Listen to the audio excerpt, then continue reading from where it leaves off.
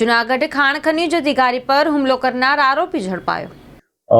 Mendarda police સ્ટેશનમાં જે ખાણ ખનીજના રોયલ્ટી ઇન્સ્પેક્ટર ઉપર 307 મુજબ જે હુમલો થયેલો, જે અજીત ધાંધલ નામનો જે આરોપી છે તેમને લોખંડની પાઇપથી મારવાનો અને ટ્રક ડ્રાઈવર ટ્રક ઉપર ચડાવી દેવાનો જે પ્રયત્ન કરેલો, તે બાબતે આઈપીસીની કલમ 307 મુજબ ગુનો દાખલ થયેલો। આજ રોજ મેંદરડા પોલીસ સ્ટેશનમાં જે આરોપી છે અજીત ધાંધલ, તેની ધરપકડ કરવામાં આવેલી છે। અન્ય બે આરોપી, એક અજાણો અને ટ્રક ચાલક, એમને પકડવા માટેના પ્રયત્નો શરૂ છે।